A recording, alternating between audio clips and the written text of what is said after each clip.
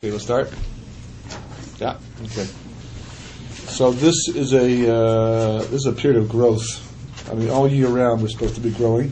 All year round we're supposed to work on ourselves. It's also tshuva. Is a time that we're supposed to be focused on rectifying that which we do wrong the rest of the year.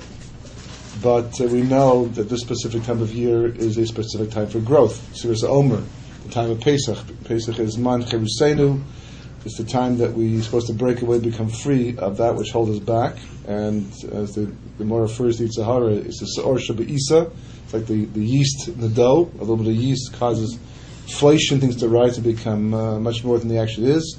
We remove that in the matzah on Pesach to give us ourselves a fresh start in terms of being able to achieve our personal potential and our national potential, and ultimately cherus for the entire world, freedom for the entire world. It doesn't end up being what we like it to be. I mean, for the most part, it's almost like just the opposite. It's like it's man shibutzenu. Basically, between the cleaning for Pesach and the cooking during Pesach and the limitations of what you can and can't do. You can't go to restaurants. You can't do the same as you might do, let's say, during Sukkot or other times of the year, but somehow that's supposed to be more of a liberating reality, and it culminates in Shavuos. It's the prerequisite. It's what's crucial for Kabbalah Satar. And Chazal have a nice little way of reminding us what we're trying to achieve at this time, where we're going, what the end goal is supposed to be. We know there's 49 days of Omer from Pesach until Shavuos. Shavuos is the 50th day itself.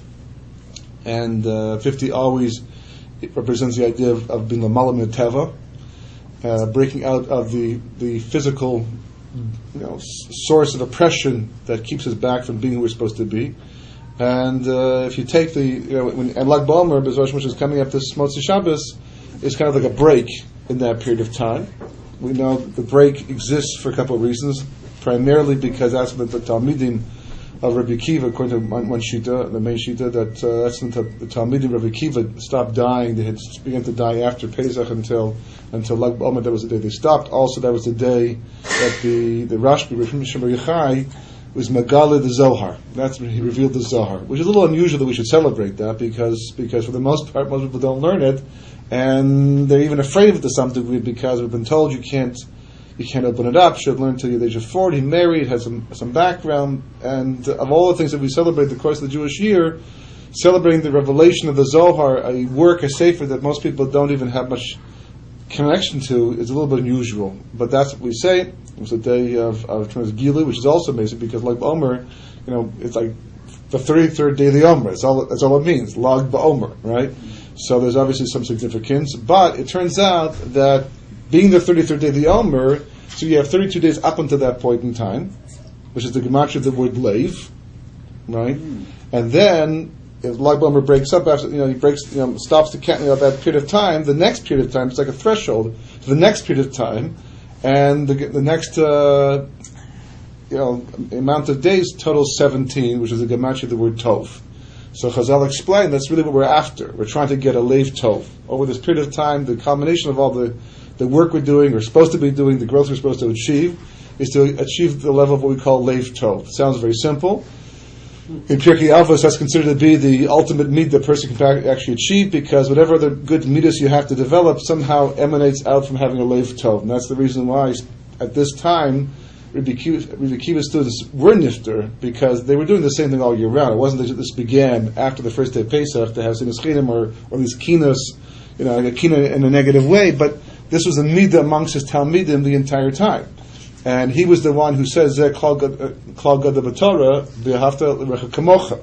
So you can't have a Rebbe who says that, emphasizes the reus amongst people, and then have Talmidim who don't have that reus. So even though that was they were no hig to be that way all year round, nevertheless, the period of time where Kosh Baruch Hu took them to task was at this time, because this is the time specifically we're developing a Lev Tov. The rest of the time we're working on ourselves all year and anyhow, and obviously Lev Tov is a goal no matter what time of year. But this is the period of time specifically we're supposed to achieve it, and that's why if you look at the luchos, very often people draw the luchos where they're being held together in the shape of a heart, because that is really what we're trying to achieve. It's a prerequisite for Kabbalah Torah. To receive Torah is to achieve the level of Lev Tov. And the Torah itself makes this point by pointing out that that Bnei Israel, by the time of Kabbalah Torah, they achieve this fantastic level of Kishuch HaBalev Echad, like this, like a single Jew with a single heart. The Torah speaks about the Jewish people in the singular, and Chazal asks, why doesn't it say Yachanu Tachas Ahar Neged Ahar? Why, as I mentioned, the plural, but it says Vayikra Tachas Ahar, which refers to a single individual. He camped at the base of the mountain. So Chazal explained, because to tell you that at that moment in time the Jewish people achieved unity, tremendous unity.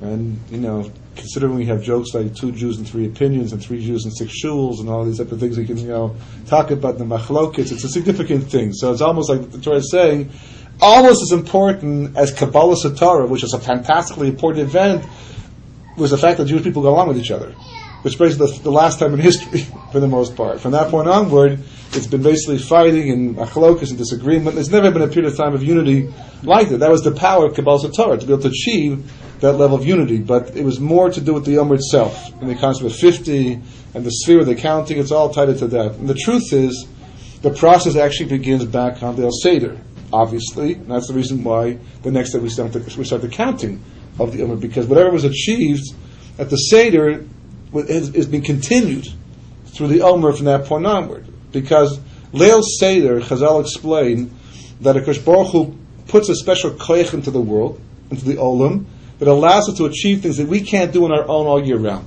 It's a special matana. In fact, they explained that all year, the rest of the year, on every Chag, you have to do something to bring the light to you. On Rosh Hashanah, on Yom Kippur, on Shabbos even. The rest of the year, you have to do something spiritual, something that sets you up and is mechin, prepares you to be able to draw down the light. The same way if you daven, you're drawing down light. You do mitzvah, you're drawing down light. That's what we're going to do. Or lagoyim, means to draw down the light for ourselves and the rest of the world. All year round, if you don't do something to bring the light down, the light won't come down to you necessarily. It might come into the world, but not to you. The only time that the light actually comes down on its own, without you doing anything, is Leil Seder, until Chatzot.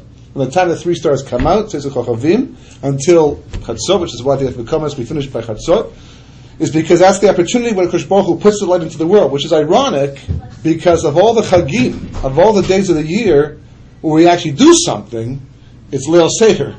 Rosh Hashanah, you daven for an hour, whatever, mostly Erev Rosh Hashanah, you daven, and you come home and do the school, it's Simanim, basically, and you're finished. Maybe you'll learn a little bit Mishnayos that night, but for the most part you're finished. Go to bed early, whatever. Right, Yom Kippur the same thing as well. There's not much to do besides the tefillah itself. And Shabbos we have activities, but not that complicated. Kiddush, Motzi, some Zmiris, Divrei Torah. That's the end of it. The one night of the year where we're doing so much to create an atmosphere and to trigger something in Shemayim is Leil Seder. The Haggadah is the most complicated, complex activity that Jewish people get into in terms of the Chagim. And that's the one night it's supposed to be free. The one that it's supposed to come down no matter what you do in the year.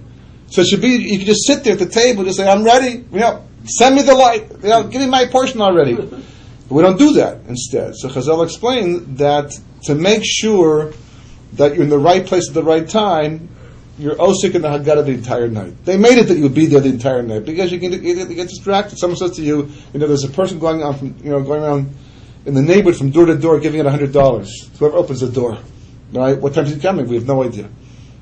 But he'll be there. He's in your neighborhood, your door, your neighbor calls up from them and says, he was just by my house, just gave me $100, right? Fantastic opportunity, right? But you're not going to stand by the front door the whole day, right? On the other hand, you don't want to miss it, right? So you're kind of hanging around the door, but you might do the bathroom, you might do the laundry, All of a sudden, what happens is, he comes to your door at that one moment that you went downstairs for 1 second to turn the dryer on, and he walks away. Right, so it's not enough just to have the opportunity. You have to also be there, at the right, the right moment, the right time. So the Haggadah is structured in such a way not to draw the light down, but just to make sure you're there to receive it and makabel it. Mm-hmm. There's one time I'm always worried that my biggest concern about going on these trips is that it's like almost a ruse to get me out of the country. the Mashiach is going to come, dafka, when I'm not there. I'm waiting. When's he going to finally come? And the one time I go out of the country, I get stuck in Chutz La'aretz, he's going to come. It was a time when at the airport, we went to pick up my in-laws. They're coming back from New York, and it was before they renovated the airport and built the whole new airport. But it was the other, I think it was now called Terminal 1 or something. But we're waiting, and there were 3 or 4 major flights that came at the same time. So tons of people were coming out. And you have this big viewing screen where you can watch the people coming out. They're all coming up, and you know how it goes. If you bring your sefer, you never open it up. If you don't bring your sefer, you want to open it up. That's usually the way it goes. So I was trying to decide what to do. At the last second, I foolishly left it back in the car, and sure enough, they did not come out on time as we had hoped they would, and all kinds of people are coming out, and it gets boring. I just couldn't handle just standing there looking at all the people come out one after the other. And there was something else going on in the Knesset at that time. I can't recall exactly what it was, but I thought, Damascus is over here. I'll just go for 5 minutes, just literally 5 minutes, take a look at the headlines, and come back. And more than likely, the odds are that they're still not going to be at that point in time. And I literally was 5 minutes in Damascus. And I came out, I'm looking around, and I can't see anyone from my family anywhere. I'm looking all over the place, I'm going back and forth, because I'm thinking to myself, there's no way they're already out. And if they're already out, how do they miss me? They left without me in the end, Shows you how important I was. And I'm looking around back and forth, and I can't see them anywhere. So I thought, okay, well, let me just for the fun of it, just take a look outside. And I go outside, and they're like 100 yards all the way with the parking lot. And I can't even figure out how time-wise, because I was definitely only in that store for 5 minutes looking at the headlines, and they were already on the way to the parking lot, and no one noticed I was missing whatsoever. I thought to myself, I'm catching up to them. I thought, that's exactly my concern about Mashiach. You're waiting, you take your eye off the ball for just 1 second, you look away, you get distracted, you're not really focused, for that one moment, and boom, it happens, and you miss the entire thing. Same thing by Leil Seder, that you have to be focused the entire time. That's one aspect. And if you're not going to be focused, you won't be able to receive the light that comes down, and which is supposed to start you on your path towards spiritual growth. But that's almost, in a sense, the secondary message. The primary message has to do with the Haggadah itself. In fact, that based upon this whole discussion, it occurred to me that our whole approach to Haggadah itself is not exactly correct, because for the most part we take down the Haggadahs once a year because we're very careful to make sure they stay kosher for Pesach, and we open them up Leil Seder, and almost everyone enjoys the Haggadah, enjoys the Seder, and everyone gets a big kick out of it, but we go whatever time we go, and then we close it up and put it away until next year. Maybe you might use it as a bench the rest of Pesach, but how many people, when was the last time you sat down, took the Haggadah the next day, and did Chazorah, and reviewed it? You ever do that before? Right? Say, that was a real fun part last night. There's times I thought to myself, we're going too fast through this section, but the kids are tired, and the food's cooking, it's like getting late. Let's put that aside for the time being, and tomorrow I'm going to go back and review them. I even had ideas where, I had this fantastic idea where the next day we'll do a mini Seder at lunch. Nothing too complicated, nothing too, the kids only have so much patience. But take a section of the Haggadah that we didn't do as well as I'd like to do it, and do it the next day when there's less pressure. I was vetoed across the board. She's like, nobody wanted that. You want the Var Torah, you want to talk about, you want to have chazon on your own, go ahead, do that. But the whole family, it's like sacrilege to do the Seder twice, although the truth is the first line to do it anyhow. Twice. You get a second shot. Forgot about that already, Yeah. But it's not the same thing. I participated in seconds, I grew up a second Sedarian, but I participated even after I moved there to Israel. It's not the same thing. It's not the same as the first night. There's something like missing, this kind of a tom, the anticipation. It's not the same thing as the first night. And I thought to myself, really, that it's a mistake, because the truth is the Seder, the Haggadah, is what we're supposed to be doing all year round. It's the same thing by the Vidui in Yom Kippur. On Yom Kippur, you sit there going, because of this, And I'm saying to myself, if I would just look at this Vidui a few times a year, maybe next year I would not hit my chest as hard. I still got bruises from last year, as hard for the Averas I did, which I said last year I would do again, And here I am again once doing vidui. If I would do vidui, perhaps not every day, because people do vidui every day. Right. I was going to say we daveness of it doesn't help. In fact, it's one of the most. It's the fastest part of tefillah sometimes. But still, you think about it.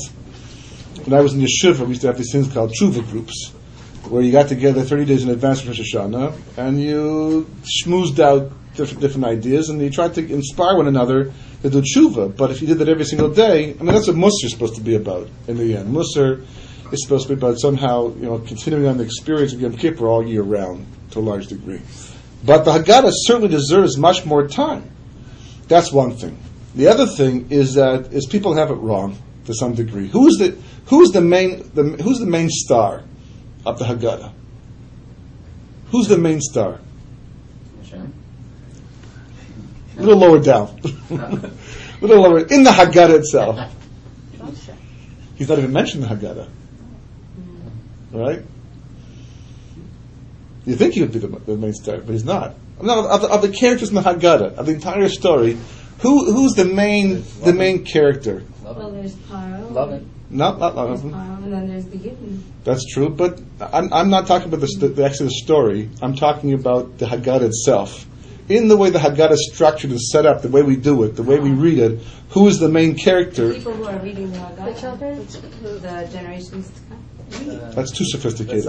Anything simpler. Don't try and be smarter than the question over here. Just very simply, when you think of the Haggadah, right?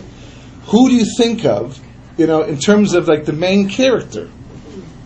Well, Hillel invented the sandwich, so that's not the main character. That's his name. Oh, that's your name. hungry by that point. Maxwell House. Maxwell House.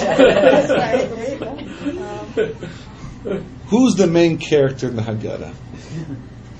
Children. We're getting closer. The sons? That's the saying. Moshe not mentioned. The parents? No, in the Haggadah. In the Haggadah itself. In the story of the Haggadah. Sorry? That's in the story, but I mean in the Haggadah night. The actual Seder. Don't look at the story. Look at in the process of the things that we do. Yes. Well, we are, but I'm talking about in just the Rasha. The Rasha. He's the main star of the whole Haggadah. No one wants to hear that, but he's the one who sends it the most. No, the Chacham is barely mentioned. He just says, what are all these mitzvahs and these mitzvahs for chukim edus that Hashem Elokeinu, commanded us to do, and you teach him everything until you can't eat after the Afikoman, and that's the end of him, right? He's like the Tom, barely noticeable. Eino, your daily show, barely noticeable. Who's the one that stands out the most, right, in the story? Thank you. Right? It's the Russian. Ma avos lechem. He asked a question, and we make a big thing of it, right? What does this avodah mean to you? And because he excludes himself, so we exclude him, we tell him, we break his teeth, we tell him that had you been there, we go really far with this too. We don't simply break his teeth, we even project backwards and say, because of that question, does that question really bother you that much, by the way? Are you really bothered by that question as much as the Baal Haggadah is bothered by it? He asked, what does avodah mean to you? And you break his teeth because of this, and you even go one step further to say that had you been there back in Mitzrayim at the time they were leaving, you would have been part of the 4/5 that did not leave Mitzrayim. What did I do? What did I say? What did I ask? And I just want to know, what does this avodah mean to you? So the Brisker Rav says when he asked that question, because he's bothered by this, what's the big deal over here? So he says, Ma avodah says lechem. He says lechem, and the Haggadah says lechem v'lo lo. It doesn't mean obviously the pshat level means lechem to you v'lo lo, not to the Rosh himself. But the Brisker Rav says no, lechem v'lo lo, to you but not to him. Right? This Korban Pesach business, he's not disagreeing that at one time in history the Korban Pesach was important. He agrees it's part of the. He is sitting at the Seder. Right, he is doing the Seder over here. He's not like someplace else downtown and totally disenfranchised and cut off from the Jewish people. He's at the Seder doing this entire thing. But he's asking a question: what does the Korban Pesach mean to you? He's not saying it never meant something to anybody. He says to you right now. Why? Because a long time ago in Mitzrayim, when the Jewish people were, Ovdiv Adazor, as the Medrash points out, which meant they were involved in the Egyptian idol worship, and one of which was a goat, and they had to make a point that they were no longer attached to the Egyptian way of thinking. So part of making the break was to bring in the Egyptian gods and the sacrifice and the whole thing. He says, fine, but who worships? Amongst the Jewish people today, you want to bring a US dollar bill and shecht it? No problem. You want to bring a fancy car and shecht that? Okay, that's relevant to our generation. But an animal, Korban Pesach, what's the relevance in that? What meaning do you find? He's not saying you can't do it. He's not saying that you shouldn't be doing it. He's saying don't imply I have to do it too. Don't say it's what all Jews have to do and we're all about. And so we break his teeth and we tell him that had you been in Mitzrayim, you wouldn't have gone up, because that question implies something that undermines not just the purpose of what it means to be Klal Yisrael, but undermines the whole point of Ma'aseh Bereshis again. In those few words when he asked that question. And the truth is that what's really going on is that that's the Rasha asking the question of Haggadah, but it's really the Baal Haggadah, the author, or authors, whatever, of the Haggadah, asking you the same thing. That's the question you're supposed to answer that night throughout the Seder. Ma havos asos lechem. What is this avoda that we're doing tonight? Leil Seder Pesach night. What does it mean to you? How do you interpret this thing? What are you going to get from this thing? Is this simply tradition because every year you sit down and have matzah Leil Seder and go through this entire process and experience and try to hand over the education to the children and achieve some kind of connection to the past and commemoration, or is it much more than that? Because that's the question you have to answer. How many people ask themselves that question that night? What would you answer? What does the avoda mean to you? What does a Seder, what does the Haggadah mean to you? What does it mean to you? Volunteers? Mm-hmm. So maybe I'll tell you what it's supposed to mean. What it's supposed to mean. We have been in exile for thousands of years. Not only have we been in exile for thousands of years, but for the most part we only know exile. The periods of redemption have been very small, very short, right? Even the one we came back from Bavel, in Mordechai's time, Esther's time, which was supposed to have been the final one, failed. The Zohar says that was supposed to be the last one. No more exiles after that. That was supposed to be the final redemption. If the Jewish people come back en masse, it says the well springs of Chachma had opened up in the Shemayim to facilitate this final redemption. Ezra came back, everybody came back at that time. But the Jewish people, a large contingent, decided to stay in Bavel, and because we stayed in Bavel, the well springs closed up once again, and we maintained our galus status ever since. The second base of Mikdash was not the first base of Mikdash. We were missing on our Kaddish. We never got back to things we were hidden. We didn't have the same status, the same level of Kedusha, and we've never recovered since then. It was built by Herod in the end, and it was destroyed, and v'chulu v'chulu. Even the first base of Mikdash, the Gemara says that the night. Well, actually, the Gemara said the Medrash says it, but the Gemara only says that when Shlomo HaMelech married Bas Paro, right? He married the daughter of Paro, and apparently he married her the very night he finished building the first base of Mikdash. The very night. There's a reason for that. He wasn't simply, you don't just go out and marry, the daughter of Paro the night you finish the base of Mikdash because that's what you feel like doing. He knew that when he finished the first base of Mikdash, the world was very close to world rectification. And since he was who he was, extremely intelligent and qualified individual, he thought he could finish the job off by bringing the tzotzim sparks into the Klal Yisrael, and that was a major repository, Mitzrayim still, of some of those sparks, and he had a cheshbon, but he was wrong about it. He made a mistake, almost cost him everything, and the Gemara says that when he married Bas Paro, that's when the reed was already there from David Melch's time, from Mephibosheth, right? That's when I think Gabriel came down, put stones around it, and it became Rome. Became the island of where Rome was going to be. Which means basically, when he married Bas Paro on the night that he was doing the Chanukah Beis HaMikdash Rishon, he was already putting to creation the means to destroy Beis HaMikdash Sheni. It's phenomenal. Forget about the first Korban. The second, we're not even talking, the building yet. The second, the means for the second Beis HaMikdash was already, being put to Ma'aseh Bereshis from this act that he was doing to destroy the second temple. Which means even when we came so close to Gula Shlema, we came so close to achieving this fantastic level of redemption for all of the Jewish people and all of mankind. It didn't last very long, literally moments before the whole thing came apart, and we've been exiled for the most part ever since Adam HaRishon. In fact, he was the first person to actually experience Galus, exile, because he was the first person to actually experience redemption. Mankind was created in the Geula. Even though we're used to Galus, we're used to exile because that's what we've been now for thousands of years. And even we have redemption if we still go back there. Anyhow, even the Hanukkah redemption, for example, the time of Hanukkah, it lasted like 25 short years, and even then it wasn't so much a Geula. And before she asked the question, what was really achieved in the end? Because, very shortly there was a civil war between the two warring factions amongst Klal Yisrael. They invited the Romans to come in to quell it down. They said they took over, and Pompey came and destroyed everything just started to collapse. But the first man, Adam HaRishon, was created into redemption, and that's what we're trying to recover. That's where we're trying to go back. Ultimately, it's Gan Eden, but even this world, basically, Gan Eden can be achieved on some personal level that we call Gula, and that's what we're trying to achieve, and that's what the Haggadah comes to bring. That's what Cherus is all about. It's not simply about having the freedom to make decisions on your own and do things when you want to do them, but it's about achieving this ultimate level that Adam HaRishon was created to be when he first came into the world.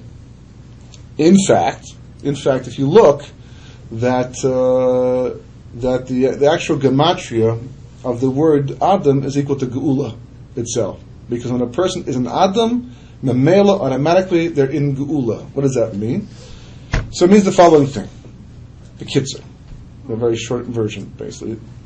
Kodesh Baruch Hu creates Adam HaRishon on the 6th day of Ma'aseh Bereshis, and in the 6th hour he brings all the animals before him. And he says to Adam HaRishon, I want you to name the animals. And the Torah says whatever he named them, that was their name. As opposed to what? That wasn't their name? Whatever he named it, that wasn't their name in the end. He's playing some kind of game over here, charade. Kodesh Baruch Hu says, what's this one? It's an elephant. Wrong. What's it supposed to mean? Right? So the Medrash explains that Adam had, or Kabbalah explains really, Adam had the capacity to be able to look into the actual animals and see the essence of the midah that they represented, and therefore the name he gave it, because Hebrew words are more the conventions, to describe the essence of something, right? So he says, he calls it whatever he called it. The Kodesh Baruch Hu said, correct. That name describes the very basis of what this animal is supposed to be. So that's what the Torah means. Whatever he named it, that was its essence. That was what the thing actually was. So the Kodesh Baruch Hu turns to Adam HaRishon and says to him, so now, having done that successfully, what will you call yourself? Because don't forget, he had no wife at this point in time, so no one called him anything until now. So he said, what will you call yourself? He says, I'm going to call myself Adam. So Kodesh Baruch Hu says, that's nice to the point. It's very, just 3 letters over there. Why Adam? So he says, because first of all, it will always remind me I came from the Adamah, and I have very humble beginnings. I have to always recall that as godly and as divinely as I can act, the reality is that I have to always remember that I'm a human being and I was taken from the dirt. My origin has to be always before me at all times to remind me that I have to be subservient to Kodesh Baruch Hu and be a humble individual. He said, but more importantly, it's an indication from the other perspective, and that is Adam is a tziruf. It's a combination of 2 parts. It's made up of the word dam, which is blood, which represents the physical, and an aleph, the letter aleph, which always alludes to Kodesh Baruch Hu because A represents the number 1, and B because an aleph is made up of 2 yuds and a vav. Right? And 2 yuds and a vav, the gematria 26, corresponding to yud k vav k. So Adam would always know and never forget that he is a combination of 2 realities, a physical body, with which we're all familiar, and a neshama, which is totally ruchani. Because that's easy to forget. That was the whole machlokas in Noach's time.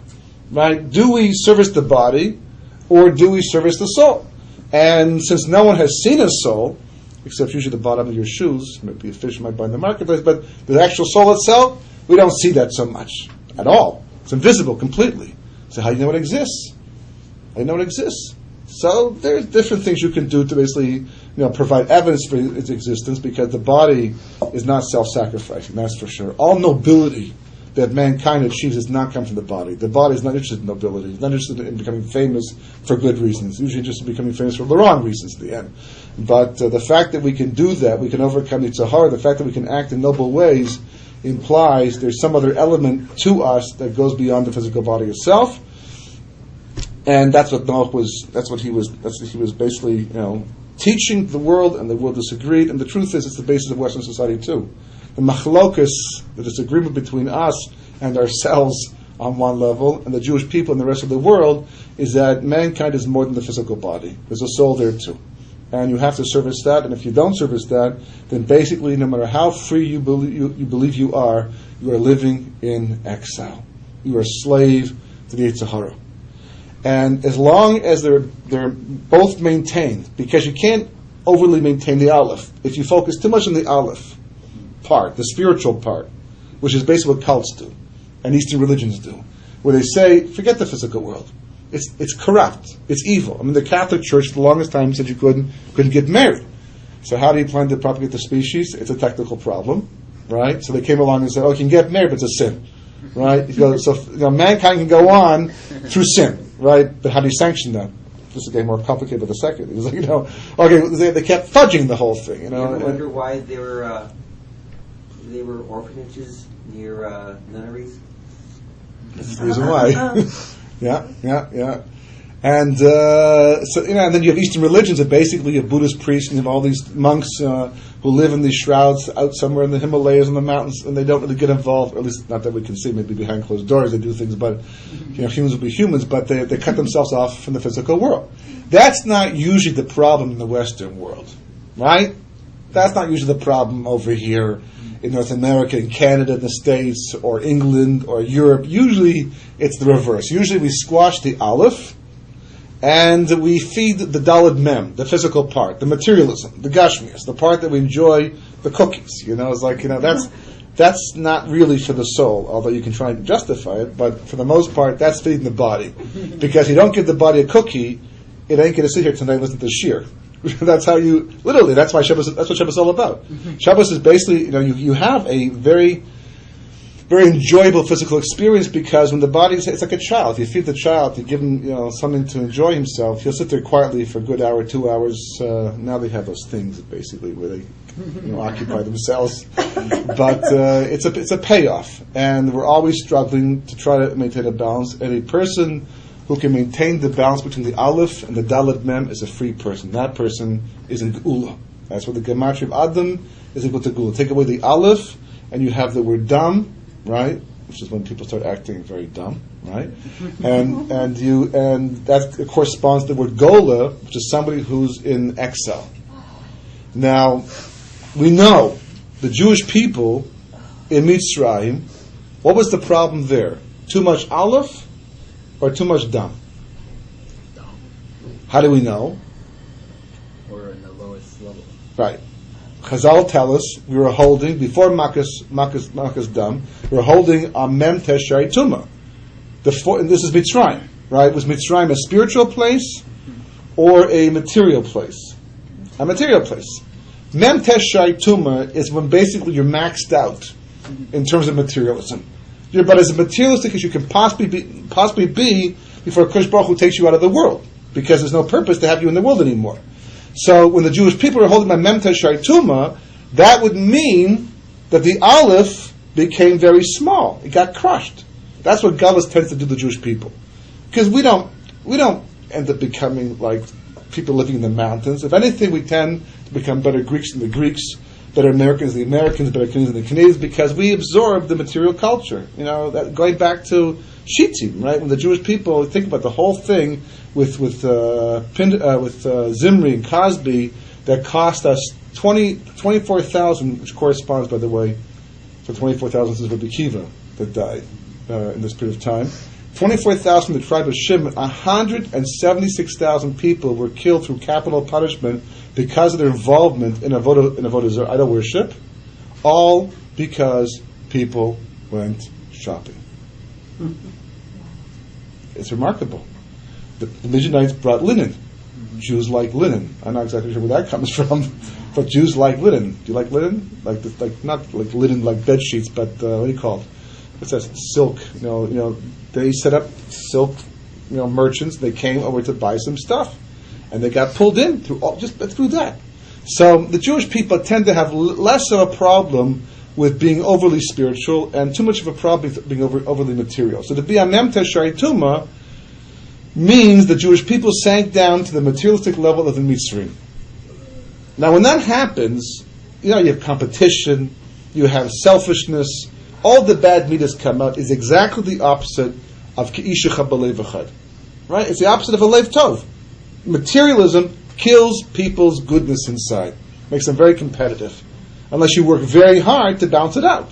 When you're super spiritual, so there's still room to be caring about other people. But when you become very materialistic, you become very, you don't have the same level, the same elokus, same godliness that you do when you're supposed to have. Okay.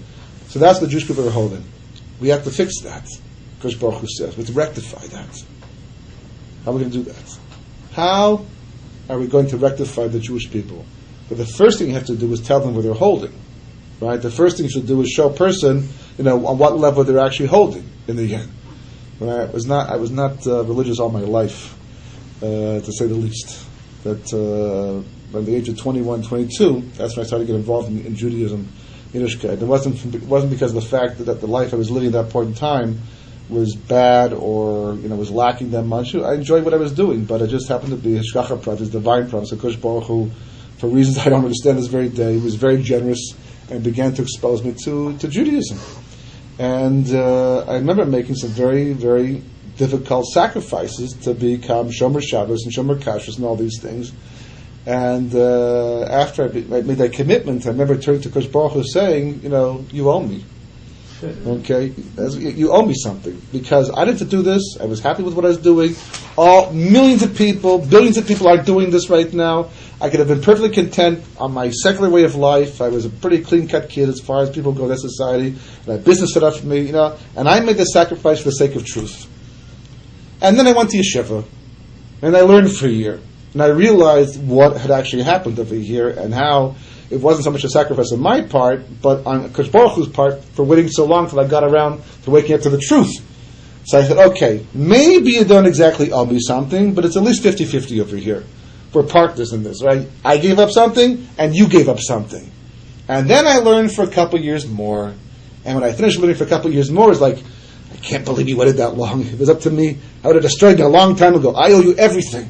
In the end, you have to appreciate where you're holding. To be able to do tshuva, you have to be able to realize where you've sunken down to, right? So, what does the Kosh Baruch Hu do? What's the first plague? Makas dam. Why? Well, to afflict the Nile River. Okay, so make it dry up, right? Put oil there, kill the fish. There's all kinds of things you can do. The biggest mistake we make is we think that the makos, the plagues, were for them. For the Mitzrayim, but they weren't. If they were a failure. In fact, the Kosh Baruch Hu says to Moshe Rabbeinu in Parsha Shmos, he says, something? I'm going to bring 10 plagues, in Mitzrayim. So, wow, 10, Kosh Baruch Hu says, don't get so excited right now. You should know. They're not going to work. At least the first night. The first night, Paro is going to say, no, the entire way through. By Makkah Bechoros, the last Makkah, the final Makkah in Mitzrayim, that's the one. Because Paro will lose his firstborn son, and he also is a firstborn. He'll finally relent and say, you can go out. So what should Moshe have said at that point in time? Skip the first night. What are we doing here? Right? If they're not going to, you're God. I don't know. If I am selling vacuum cleaners, I don't know what's going to work and what's not going to work. What works with one neighbor may not work with the next neighbor. So I got to try everything I can, right? I tried that didn't work. I tried this, that didn't work, right? I don't know what's going to succeed over here to sell the vacuum cleaner. When I'm doing kiruv, I don't know what's going to convince you. So I try this and I try that, but you're God. You know the future. You know exactly what's going to work. So why don't we get the biggest bang for our buck over here? Drop the first 9 plagues, go right to Makas Bechoros, and get out. Now, today, tomorrow. But Moshe doesn't say that, and history doesn't do that. Why not? Because the Makkos were not about destroying Mitzrayim. They never were. Because if a Kosh Baruch Hu wanted to destroy Mitzrayim, he could do just like that. One little earthquake, a little shift in the ground. That's all it takes. And the third largest economy in the world is brought to its knees. That's it. That's all it took. They're still recovering. If they ever do recover in the end, it's going to affect the whole world, the global marketplace. One little earthquake. Could be a plague, could be a lightning strike, could be a dozen things at least, if not way more than that. Kosh Baruch Hu is creative when it comes to destruction.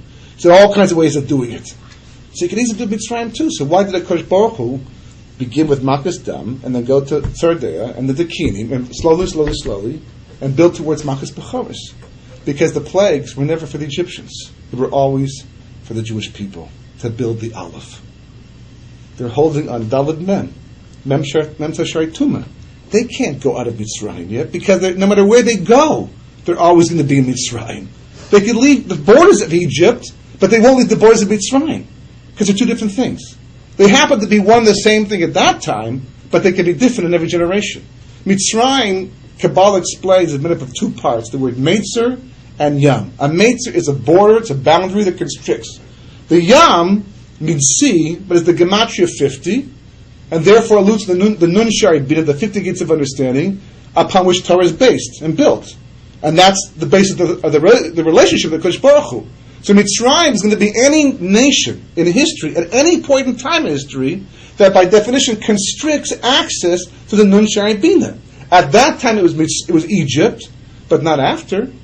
And that's what the Haggadah makes this phenomenal request, or not request, demand. It says everybody is obligated. Not just they should do it, it's a nice idea, it's commemorative, but everybody is obligated, chayav, to look at himself as if he too is leaving Mitzrayim because he is. Because you are. In every generation you are. So you can leave Egypt, the Kosh Baruch Hu says, but you'll never leave Mitzrayim. And you're only free if you leave Mitzrayim, not if you leave Egypt. Because we see, for example, remember Sharansky, people like that, they sat in Russian jails, and they were free people. They were physically incarcerated, but they had a certain spirit of freedom that people who were living outside the jails never do their entire life. Function of will, function of mentality. So Kosh Baruch Hu says, it's nice to take them out of Egypt, that I can do in a second, but leaving Mitzrayim is what you have to do. I can't impose, and I won't impose, that type of cherus on you. I can impose the physical cherus, but the psychological, mental, which is the main cherus, the main freedom, you have to do yourself. I can facilitate it, I can build it. So therefore, and the Pri Tzedek actually says exactly this, that every single plague that Akash Baruch Hu brought in Mitzrayim increased the revelation of God in Ma'aseh Bereshis, and therefore expands the Aleph to the point that by Makas Bechoros, they get the Aleph back, and once you get the Aleph back, physical redemption happens de facto. Did you ever notice how the Jewish people didn't have to do anything to leave? They said, Korban Pesach, Bris Milah, but they don't go to war. They don't have to, make demands. They're thrown out by the enemy. Like Akash Baruch Hu promised, they'll throw you in the end. Because when you achieve the level of an Adam, you become an Adam, Memela, automatically Geula is going to result. The reason why we're not in Geula today is because we just don't do that. We keep fighting physically, we try to achieve through physical means, militarily speaking, but we're not becoming an Adam. So therefore history goes on and exile is prolonged. The first man was created in redemption, which we're going to get back to by becoming an Adam. And that's what Sfiras Omer is all about, becoming an Adam. So that's why you find that Kosh Baruch Hu literally removed 4/5 of the Jewish population by Makas Choshech in the end. Because if by that point in time you had not allowed the Makas to have impact on you and to reveal the Kosh Baruch Hu to you and realize it's time to go out, there was no reason to get the Makas Bechoros. Because by Makas Bechoros, the Haggadah tells us, Kosh Baruch Hu himself performed that Makkah. Ani v'lo malach. Ani v'lo saraf. The Kosh Baruch himself comes down to do a Makkah, there's no Bechir anymore. There's no free will. By Makas Bechoros, there was no free will anymore. The free will ended basically with the eighth Makkah. Because you see what happens. At first, Kosh Baruch Hu brings Makas Dams. What do the Egyptians do? A very dumb thing. Literally, a very dumb thing. They turn the rest of the water into blood too. We can do that also. This was water 5 minutes ago. I don't want more blood. They did the blood. Take away the blood. They said we can make blood too. Genius, eh? Oops, that didn't work out so well. So but they couldn't put it back into water because black magic is limited koiches in the world. It's called Kosh Baruch Hu, but there's rules by black magic that Or Chaim brings down. By Sfardeya, also. They also brought frogs, but already by Kinin. Kosh Baruch Hu was like taunting them. By Kinin, small little things. Black magic has no koich, things so small. What do the Chartumim say? What do the magicians say? Zetz Belokim. It could even be Mod, it was Yad Hashem, but they say Zu Etz Belokim. Can you imagine the thought, like an Av Tuma, on the 49th level of spiritual impurity, in a makom that's Av Tuma? It's like the ultimate in hiding a Kodesh Baruch Hu's Hashgacha, and the Egyptian magicians themselves, who are Tuma, beyond imagination, are forced to say, this is Elohim. This is Hashem.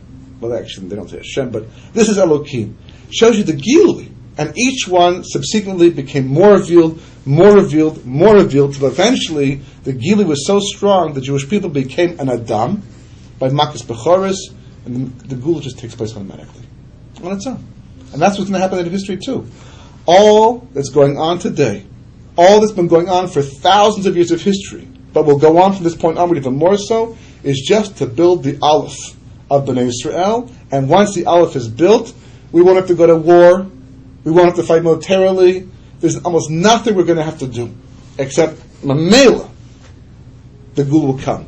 Because when you're not dumb, that's the result. But that raises, and that's fine. That's, understand? Does that make sense? Mm-hmm. That kind of clear? Do you buy into that? You buy it? Right? Do you like that? Possible? It's actually an awesome idea. Yeah, very exciting. Yeah, 100%. The only problem is it creates a huge kasha. Right? A major, major problem. Can you figure what that problem is? It's like no matter, if you look at Shlomo HaMelech, who is as brilliant as anyone could possibly be, even he can make the mistake. True. That is a big problem. That's not the one I'm looking for right now.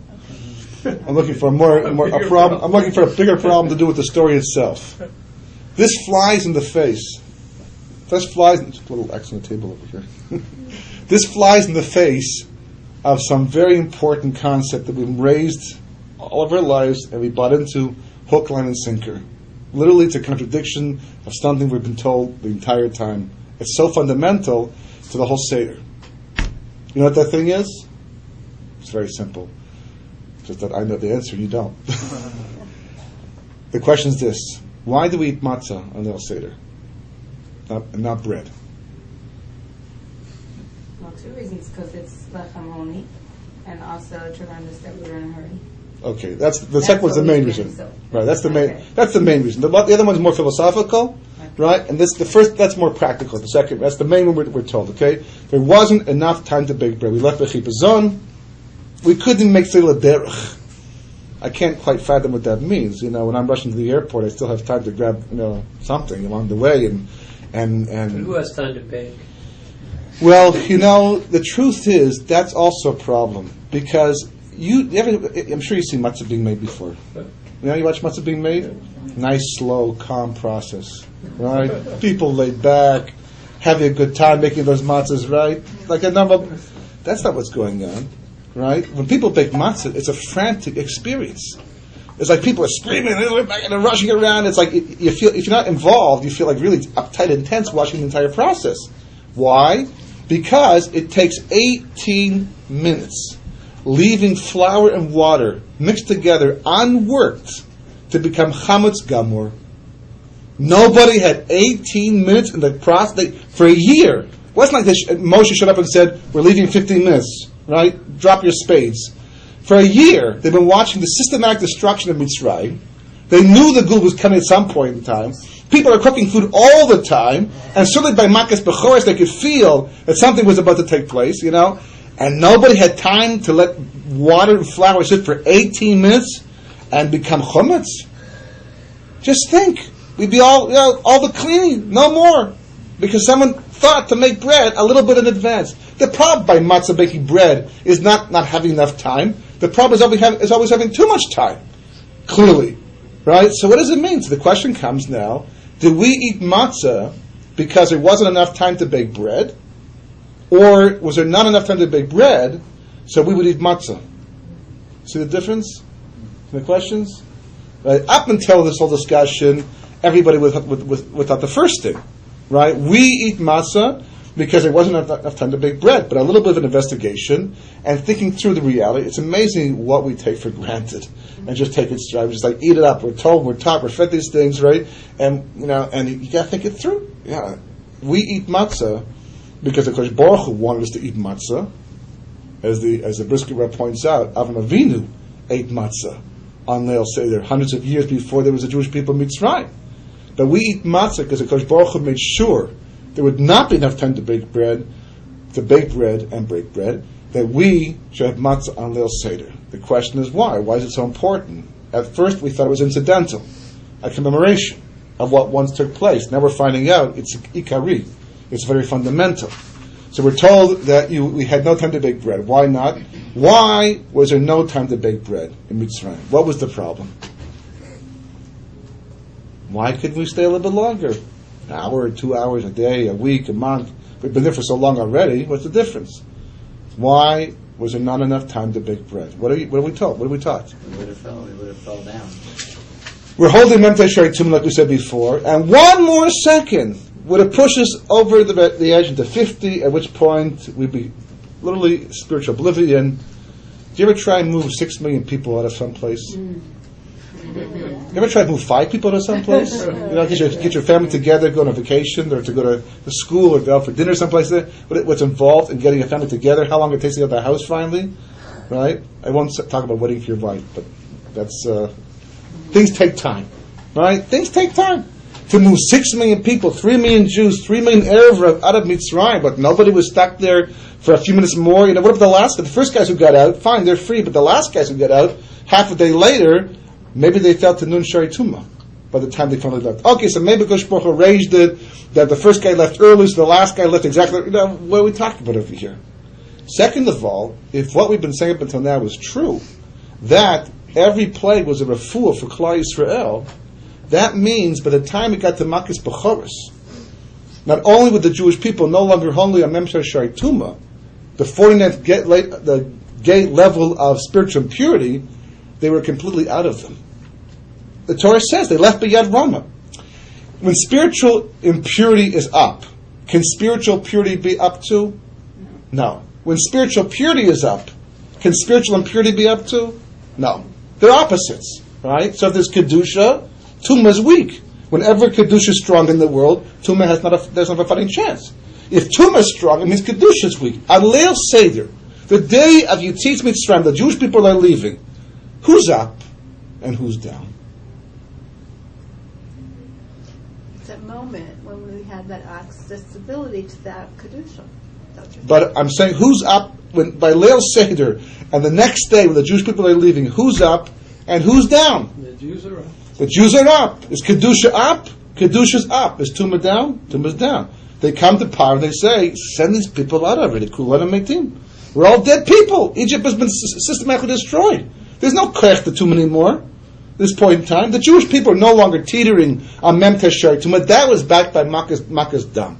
If HaKadosh Baruch Hu had not interfered in history early and brought the first plague, at that time we would have gone down to Nun Shari Tumah and been destroyed. But now, by Makkah's Bechoros, after every Gilu of HaKadosh Baruch Hu, when HaKadosh Baruch himself performs the final Makkah in Mitzrayim, and there's such a Gilu Shechina, there's no Bechir anymore, at this point in time, the Jewish people are holding by Nun Shari Kedusha. So the question now comes back. Why leave so quickly? See the question? Do you buy into that question? It's a great question.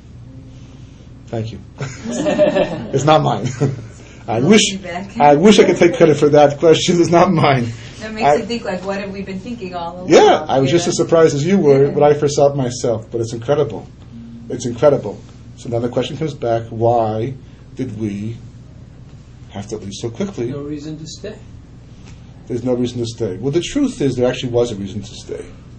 In fact, the Rizal says the whole point of going down to Mitzrayim was to raise the Egyptians to Nun Shari Kedusha, rather than us be dragged down to Nun Shari Tumah, or Memtei Shari Tumah. So there was a reason to stay. In fact, had we stayed a little bit longer, something very dramatic would have happened. And that's why we had to leave early. What would have happened? What kind of shift? the balance. To what? Back to Tumah again? The Egyptians would have done Shuvah, you see? That's a good thing. Yeah. You're saying the opposite. You're saying that we would have lost that edge. Yeah. You don't know that. You're just guessing. Yes. Right. And you're saying the opposite, right? So you said something dramatic. Right. So it turns out that the reason we had to leave early was to save Paro, not the Jewish people. Was to save evil, not the good. Because the Jewish people had stayed 1 second longer, 1 hour longer, the hofa'ah, the revelation of HaKadosh Baruch Hu would have been so intense that all evil would have been destroyed in the entire world. The entire world. If we'd stayed a little bit long, we wanted to stay, we wanted to linger, we had a good time already, we were past the Mitzrayim. We left Mitzrayim early, this is what the Meforshim say, not to say Bnei Israel, because we were already safe. The 4/5 were already gone, the 1/5 were already out of Tumah, clearly, right? We had to leave early to save the Yetzer Hara. Which begs the question, why? Isn't that what's supposed to happen? I mean, the Gemara says in Sukkah, on Nun Beis Amud Aleph, at the end of the days, HaKadosh Baruch Hu will take the Yetzer Hara, shecht it, bring it before the Tzaddikim and the Rishayim, and say this and say that, basically. But at some point in time, Bechukosai stops, right? At some point, evil stops. Why do we have to save evil? So here is the answer of all the answers. The Haggadah is probing. We're probing, right? This is what the whole point of Haggadah, the whole Seder, we're probing for an answer. We're looking for the question, it's behind the question, which is behind the question. There's an underlying question, and yet the real question is, why are we still in Galus? If we think about it for a second, what a farce! The whole thing's a farce. Why? Because here we're talking about redemption in Galus. We're making a Seder to celebrate the redemption of the Jewish people living in exile still. So the Haggadah is asking the question: why are you still in exile? Every year you're doing the Seder. Every year you're doing the Haggadah. You're reading the Haggadah and doing all this stuff over here. Why are you still in exile? That's what the Haggadah is asking. What's your answer to the question? So the story tells you why the HaKadosh Baruch Hu have to preserve the Yetzer Hara. Because you have to understand, in every generation, like we said before, there's always one nation that symbolizes the Yetzer Hara more than all the other nations. And if you destroy that nation, you destroy the Yetzer Hara too in the world. So that time was Mitzrayim. Today, take a look around, which is the greatest Yetzer Hara, maybe spread apart, but Mitzrayim represented the Yetzer Hara at that time. To destroy Mitzrayim meant to destroy the Yetzer Hara. So why was that a problem? And the Meforshim explained, because the Jewish people never chose redemption for themselves. They never chose the redemption. If HaKadosh Baruch Hu had not come into history and stepped into history with Makkos, and the other reason why he did, by the way, do we have any schuyot for that? Did we deserve HaKadosh Baruch Hu to do the Makkos? No. Only because HaKadosh Baruch Hu, knowing the future, knowing his master plan for creation, made a point of obligating himself to Abraham, Yitzchak, and Yaakov that somebody would still live after 4 generations that will go into the land and turn the lights on. He made a promise. So because of that promise, HaKadosh Baruch Hu did something very unconventional. He stepped into history 190 years early, and though he does not like to do overt miracles, turned the world upside down. There's 10 Makkos, Esser Makkos, destroyed Mitzrayim. The Zohar says prematurely, because the Mitzrayim had not even gotten to the point where it was worthy of destruction yet. It didn't feel its sa'at, as the Zohar says, which is why by Yam Suf the Malachim were not allowed to sing praise about the destruction of the Mitzrayim, because they had not deserved it yet. They weren't Rishon Gemurim yet, which is why they can become Gary. There's all kinds of things, that come out of this in the end. But they were not even, HaKadosh Baruch Hu didn't alter the rules, but he kind of broke some of the rules that he usually lives by, he usually functions by. Because he makes them, he can do whatever he wants. But he usually has a certain pattern of acting in this world to preserve free will. Because the point of Ma'aseh Bereishis is Bechukosai. And since we did not choose redemption, not at the beginning, not at the middle, and not at the end, by the time Makkos Bechoros came around, the Jewish people were not zoicha to lose their Bechukosai. Because the point of free will is to get to a point where you no longer have free will.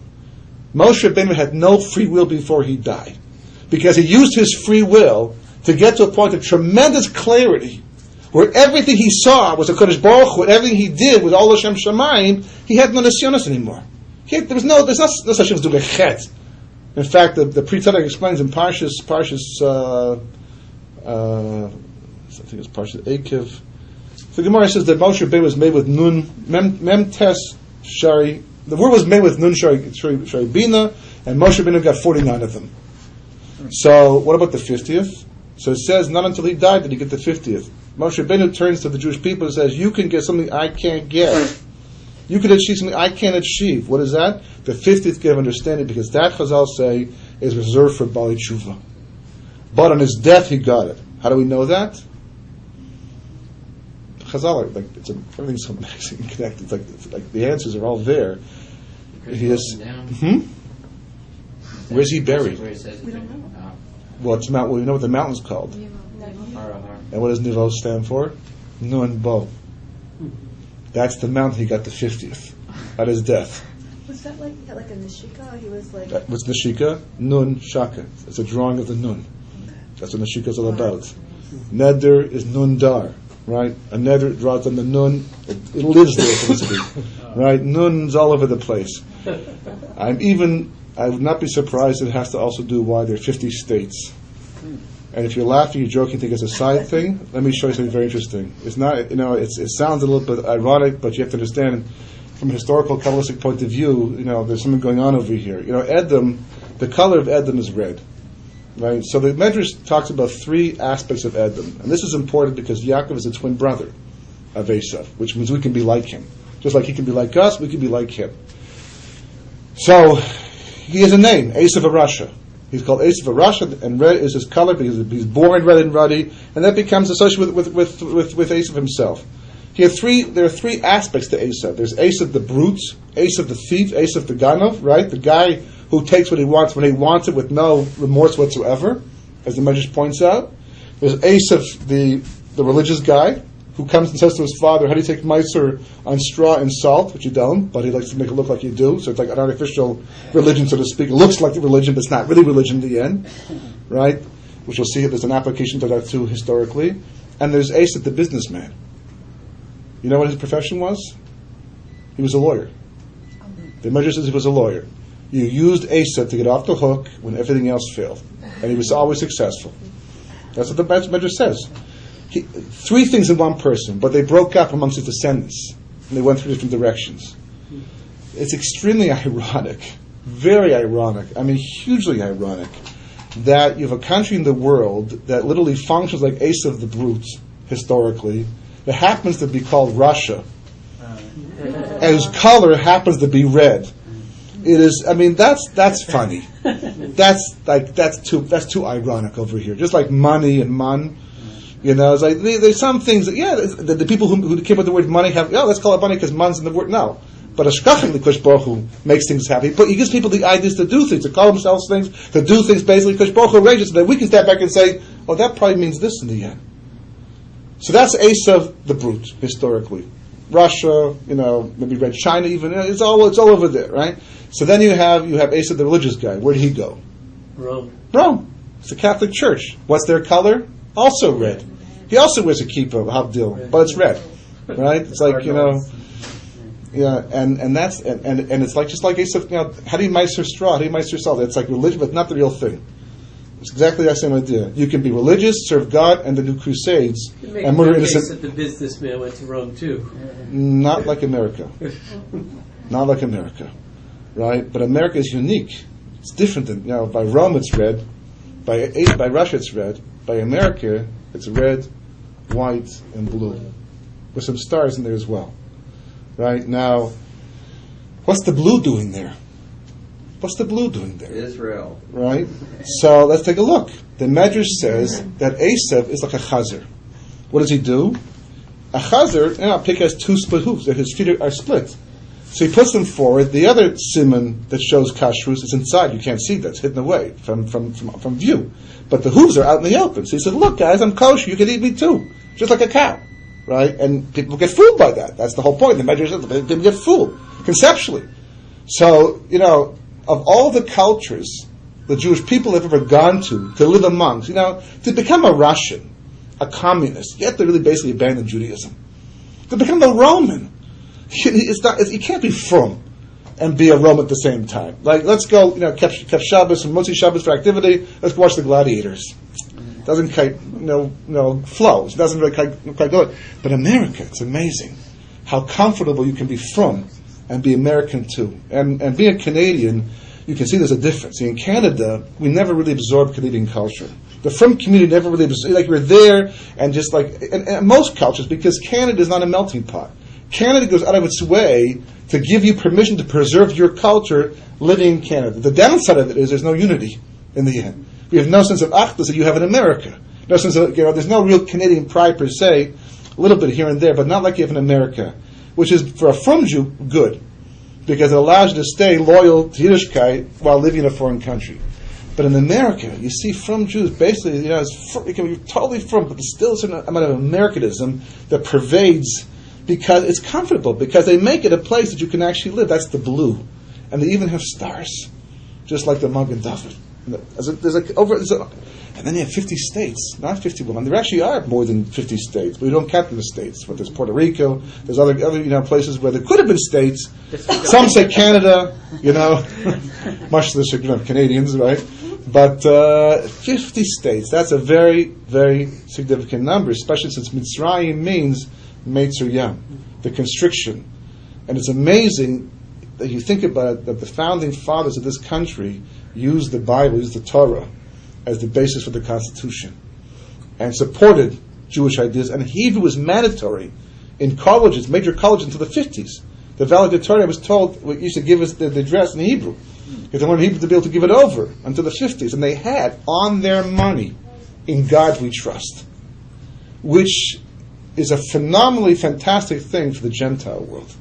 Unfortunately, the Jewish people get absorbed into that and say, you see, it's not as straight as you think it is. Much more kosher than you think. That may be the blue and the red, white, and blue in the end. But the main point is, in all of that, in all of it, in the whole discussion, there's obviously a lot of side issues here. But the main point is the Jewish people, by Makis Bechoros, they were holding already in the level of Biyad Rama. They had left all the Tumah. We left Mitzrayim to preserve evil, so we could preserve free will and make a choice that we want to go back to the state of Geula. Which means the matzah does not commemorate what was accomplished. The matzah commemorates what was left undone. Every year, the Seder, the matzah, it looks at us amongst this fantastic table. We have the gashmis, the beautiful silver, the plates, whatever, the food, and there's poor man's bread. Right in the middle of the entire thing, saying to you, it's nice, right? You have a good time, enjoy the food, enjoy all the fine dishes and wearing the nice clothes, but don't forget one thing, you're still in exile. Why? Why? If you're still in exile, it's because you have not made the choice to be redeemed. Your aleph is still lacking. Because if you're holding the level of an Adam, by definition, you'd be a free person, and the matzah would no longer be necessary, not the way we use it right now. So Sfirsa Omer, therefore, this whole period of time, the whole union of Rabbi Kiva's Talmidim and the idea of Lev Tov really is just synonymous with the concept of Geula. A person, by definition, the same example, if a person has having a great day, you could be a moody person, but if you have a great day, you receive a birthday check or something like that, you feel very good, you become generous spirits, become nicer to the people. It's kind of hard to be mean to the people when people are being nice to you. When you're sitting, could be positive things. You tend to be more positive towards others. The fact that Rabbi Kiva's students, on some level, even if they were knowing up front, in the open, they were polite. These are Tamei Chachamim. These are people who work on themselves on a daily basis. Because Baruch Hu's saying, but there was something lacking. Their Lev Tov was not complete. It was not shalem in the ultimate sense. And since on their level it's so important, and their Rebbe is Rabbi Kiva, who says you have to be in that level, and we know that that's the basis of Kabbalah's Torah, it's not going to work. That's galus. That's a galus mentality. If you're living in Geula, by definition, you'd reach the level of Ki'isha Chabalei V'chad. So the question becomes: so why is it so important in the first place? It's a nice thing. It's a nice thing. Kisha Chabalei V'chad and V'yachtar Chemocha and not having seen this chidim. It's a nice thing, but why is it so important, so central to the whole concept of Kabbalah Torah and Cherus and all these things? Because it's brought down, by the way, that the Geula begins on Pesach and ends on Shavuos. And that's the reason why. And not only that, by the way, it's also brought down that Pesach is going to be the Yom Tov Rishon, Shavuos is Yom Tov Sheni, the last day, and the Omer is like Chol HaMoed. connecting the entire time. It's like one big yantiv and chag from Pesach until Shavuos. It's a very unique, concept over here. So why is it so central? So the Ramban brings down a very interesting word on the mitzvah of Yetach Mocha. What is the essence of the mitzvah to love your neighbors yourself? What does that mitzvah really ask you to do? Is the mitzvah asking me to be chesedic, to be kind? We have other mitzvahs for that, he points out. Bilach b'drachav, walk in Kodesh Baruch Hu's ways, as Rambam points out. Just like he's chanun, you need to be chanun, he's rachum, you need to be rachum. There's all kinds of other mitzvahs we have that tell me, to give tzedakah, I have to lend money to my brother without ribbis. There's all kinds of mitzvahs that tell me that I have to be chesedic. What does the mitzvah to love your neighbors yourself mean? In the end. Especially since we know that it doesn't always mean give the thing that you want to somebody else. The famous mice in the Gemara with two people with a canteen of water. Right? One canteen of water belongs to one person, enough water for one person to survive. What do you do? What do you do with that canteen of water? So the mitzvah to love your neighbor yourself would say share the water. Just like you want the water, he wants the water, so share the water. If you share the water, you're both going to die. So that's one opinion. One opinion says share the water, so neither person has to see the other person die. Right? But Rabbi Kiva comes along, the one who says normally love your neighbors yourself, says no, but the Torah says v'chai b'hem. You have to live in the mitzvah. So therefore, the one who owns the canteen is mechuyev. He's obligated to drink the water, even though it means watching his friend die. That's the mitzvah. In that situation, in that scenario. Hopefully nobody will ever be tested like that, but that's the mitzvah. The Ramban says, if that's the case, what does the mitzvah mean to love my neighbors myself? Because there's times clearly when Lamaisa doesn't work out that way. So he says, very, very fascinating. He says the mitzvah to love your neighbors yourself is a mitzvah to be objective. Not a mitzvah chesed. To be objective. Why? How did that come out? Because the basis of Kabbalah Torah is objectivity. I once walked behind a group of people who had just finished a shiur, and the way it worked out, they were walking as I was walking out, and they were talking about the shiur. I just gave over, going over some of the points. And it was totally astounding how 5 people had 5 different takes on what I said, and all of them were wrong. Or off. They missed the point. I stopped and said, that's not exactly what I meant, I wondered, how many other people? That's like the first 5, how many other people? And I wasn't clear. I tried so hard to be clear. And it's amazing. We're all sitting in this room together, and I'm assuming that what I have said, you have heard, and that you've heard the way I've meant it. But I have no idea, because you have your take on things, and your biases, and your biases. When you're subjective, we're always twisting stuff to make it work out. And it's astounding how people twist things. You can't believe how far people go to twist reality. And you say, how did you get that? How did you get there in the end? Well, that's what subjective will do. We do it ourselves as well. We think we're hearing the truth, but it's being filtered through our own personal biases. That's the case with a fundamental problem. How do we know? I know Hashem gave the Torah, but how do I know that we received it? Loud and clear and accurately. How do I know that what Klal Yisrael got back at Har Sinai was in fact the Torah Sheba'al Peh, because stuff was written down, right? But Torah Sheba'al, how do I know? So the Torah says, because one time, and one time only in history, way back at the beginning when it counted the most, the Jewish people got to the level of Kishach HaBalev Echad. Well, how does that tell me? Because Kishach HaBalev Echad means that everybody was equal in everybody's eyes. See, the moment I'm subjective for myself, I'm biased for me. The moment I'm subjective for you, I can want for you more than I want for myself, but I'm now being subjective for you. And therefore I'm also twisting the reality for your benefit in the end. But the moment I can love my neighbor as myself, says the Ramban, we're equal. When we're equal, nobody's biased, and everybody is objective. And that's why the Torah makes a big deal of saying, Ke'ishach HaBalev Echad in advance of Har Sinai. To tell you that at Har Sinai, Kabbalah Torah, the Jewish people were holding on the level of love your neighbors yourself, which means they were objective. Which means the Torah they heard is the one that God spoke. After that, it was written down and passed around. There's all kinds of distortions here and there. But the original Torah we received at the beginning, that was what Hashem gave over, because the Jewish people were raised at the level of Ke'ishach HaBalev Echad. They achieved a Lev Tov, as a sphere is supposed to bring out. Now, it's interesting because you can always read, the details, the depths. The The fact that the first 32 days equals the word Lev means that automatically after the Seder, the beginning of the Omer automatically will create a Lev for a person. The trouble is getting the Tov part. That's the Kishach HaBelevachet part, right? To get a Lev, everybody's got a heart, right? His heart is in the right place. Well, not always. People have hearts and they make mistakes. So, for example, Shaul HaMelech, he waited a few seconds too long. Even he was L'Shem Shemaim, by the way. He wasn't like being selfish. He had a svara for what he was doing over here. And he was there was a chacham. He was Yir Shemaim. Right?